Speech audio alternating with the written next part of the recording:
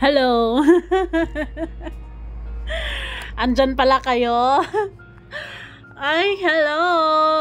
So, hi guys! May tanong ako sa inyo. Noong mga panahong pumapag-ibig kayo, lalo na sa mga edgy boys dyan, or kahit na mga edgy girls, napapakanta rin ba kayo ng That's Why I Love Her? Or noong mga panahon na yon, ano bang mga love songs noon na talaga namang nararamdaman nyo lalo ang taong mahal na mahal mo through the song? Sa totoo lang kasi, kapag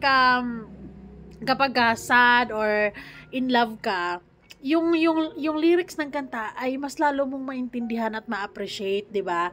Unlike kapag ka disco or nagkakasayahan lang kayo, yung kumbaga mas nai-enjoy mo yung beat. Pero kapag sad or in love ka, mas naiintindihan mo yung lyrics. Nakuha niyo ko, ha?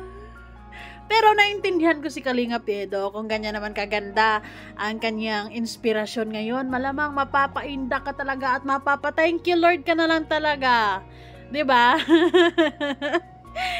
Pero syempre, bago ang lahat, don't forget to support and subscribe Kuya Val Santos Matubang at na vlog Kalingap Rab at sa lahat ng team Kalingap. Syempre guys, salamat sa support at pagmamahal nyo sa aming mga Kalingap reactors. At maraming salamat sa mga umu-order ng ating sabon at sa mga gustong subukan. Please message me sa aking FB, Miss M's Life. So, ngayon, actually, I have these two videos here na pag-uusapan lang naman natin. So, dito yung makeup transformation ni Viancy nung graduation niya, na napakaganda niya talaga. At itong, ang second video is si Kalingap Edo. Kumbaga, dinugtong ko lang kasi, kung naisip ko kasi, point of view, kahit naman na sino siguro nasa lugar ni Kalingap Edo, kapag nakita yung ganong aura ni Viancy, talagang mapapakanta ka, talagang mapapasabi ka, That's Why I Love Her. Feeling blessed, di ba? Hay, nako, stay strong, lovebirds, kasi naniniwala kami sa inyo. Naniniwala kami na mahal nyo ang isa't isa. Sabi pa nga, nagsisimula pa lamang kayo. So, enjoy the feeling. And, ayun, I know na you got each other's back and hindi nyo pababayaan ang isa't isa. Ay, parang iwan. Anyways, ito yung ibig kong sabihin. This is my trade. Shut up! Napakaganda ng babae na yan. I like the hair. Yung bagong hair doon niya kasi nagpakulay siya ng buhok, di ba? And nagpa-nails. Sobrang pinaghandaan talaga yung araw na yon, di ba?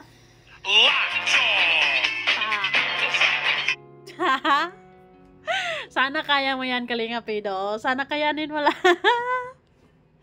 Grabe naman yan. Kunting ano lang yan, oh. Ay, nako. Feeling ko nangihina si Kalingap Edo, eh. Yung mga ganyan tite. Grabe. Ang ganda-ganda. Sobrang nagagandahan talaga ako sa makeup na to ni Viancy. And lalo na sa hair color niya. Sobrang nagmumukha talaga siyang guys. Yung Amerikana talaga. 'Di ba? Napaka-sexy naman ang babae na yan. Oh. Pak. I like it.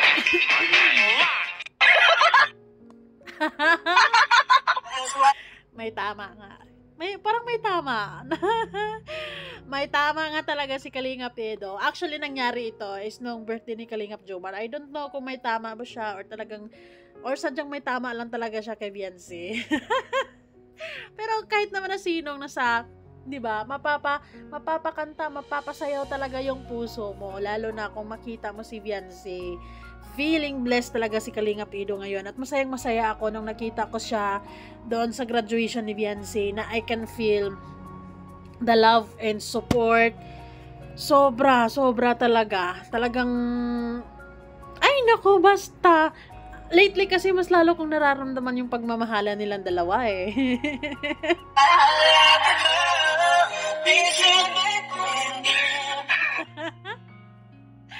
Kaya mo yan, Kalingap Edo. Naniniwala kami sa iyo, 'di ba? Don't feel as down. Huwag mo kaming biguin.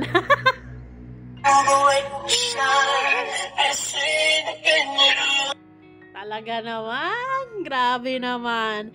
Actually, ang kulit ni Kalingap Edo dyan.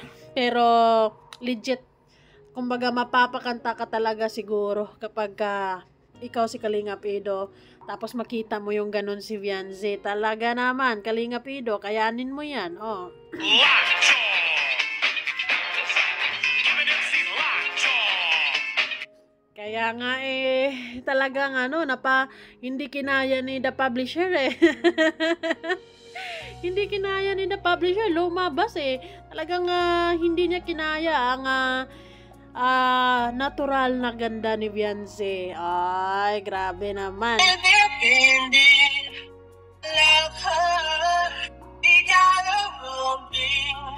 That's why I love her. Ay nako, pag-ibig. Di ba sa kanta yun? Kapag tumibok ang puso, wala ka nang magagawa kundi sundin ito. Sundin nyo lang yung tinitibok ng puso nyo. Andito lang kaming sumusuporta sa inyong lahat. At syempre, the more na in love kayo sa isa't isa, actually, mas masaya kami. Di ba?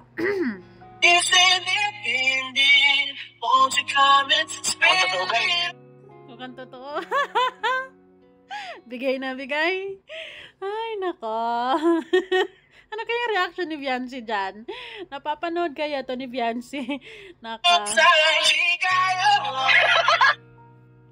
Actually, hindi ko inasahan na may ganitong side si Kalingap Edo. Kasi the usual Kalingap Edo na nakikita natin lagi parang mysterious kind, seryoso, ngumiti, pero sobrang bihira lang. Prangka.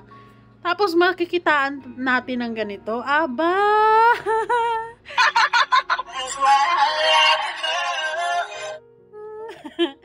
Ay nako, napakaganda talaga ng inspirasyon mo, Kalingap Edo. Talagang mapapakanta ka talaga ng That's Why I Love Her talaga dyan. Excuse me. Well, sobrang swerte nyo para sa isa't isa kasi nararamdaman ko naman na mahal na mahal nyo din ang isa't isa. Lalo na si Viancy and si Kalingap Edo din. Parang, destiny.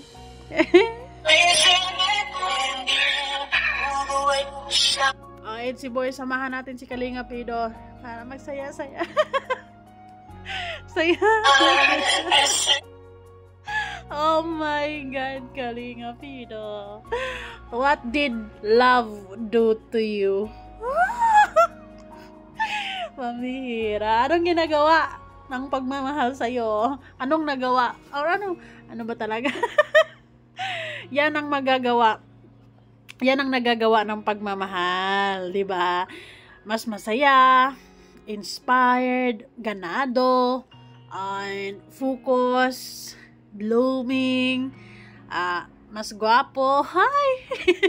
Name it. Comment down below kung ano pang kulang dyan, di ba? Dagdag pugi points talaga yung glow na hatid ng pag-ibig. Lalo na kapag alam na alam mo na this time winner na talaga, di ba? Lalo na pag alam na alam mo na this time, panalo. Di ba? Hindi lang ikaw ang nagmamahal, kundi mahal ka din niya. Ay, nagmamahalan kayong dalawa, di ba? Ay, nako. That's why I love her. Ay nako, bagay na bagay naman talaga sila. Perfect match! Kaya mo yan, Kalingap Edo. Ay, ano kayang magiging reaction ni Viancy pag nakita yan? For sure, natawa lang. Anyways, ay, ang saya. Ang saya ng puso ni Kalingap Edo ngayon. Lalo na, si Viancy din. Noong mga nakarang linggo, nung nakarang araw, sinusubok, di ba? Pero, wala lang yun. Wala lang yun. Ano lang yun. Kasama na talaga yun sa, baka kailangan din talagang mangyari yun. Di ba? Kumbaga, kailangan talaga mangyari yun para din naman, hindi lang naman puro negative ang dulot doon. Kundi may mga realizations din. Lalo na si Dr. Love, 'di ba? And siguro sa mga sponsors din and with Kalingap Rap, siguro kailangan sila ng more open communications, 'di ba? I believe na after the issues, nagkakaroon sila ng realizations, and for sure they will cope up, 'di ba? So pero actually hindi naman masyadong affected si Beyonce for sure, pero sigurado naman na si Kalingap Edo hindi naman pinababayaan si Beyonce. Kumbaga sinama niya, kasama siya sa mission, and kumbaga hindi niya hinahayaan si Beyonce na mararamdaman yung ma-focus ni Beyonce yung sarili niya sa pangbabash, sa issues. Gumawa siya ng paraan para imbis na mag-focus si Beyonce sa mga issues or mapapanood pa niya kung sino pa man diyang mga reactors, sinama niya, diba? Ganyan ang mga tunay na nagmamahal. They will make efforts, diba? Sabi nga, malalaman mo ang isang lalaki kung talagang mahal ka through his efforts, 'di ba? Through his mga kung anong pinapakita niya sa iyo. Ay nako, at sigurado ako pasado si Kalingap Edo diyan, no? Ay. Hi, EDC is love. I love them. I love you guys both. Both. We love you actually. Marami kaming nagmamahal, and sobrang sobrang masaya lang panoorin na ganito yung nagiging kinahinatnan ng yung story nyo, di ba? Ay, nako naman. Thank you guys so much. Maraming salamat po. Bye-bye. Ganyan pala talaga pag in love, no? Yung dating tahimik ka, halos hindi ka makausap. Tahimik, basta tahimik. Pero pag in love pala, maingay, makulit, go with the flow, magaan lang.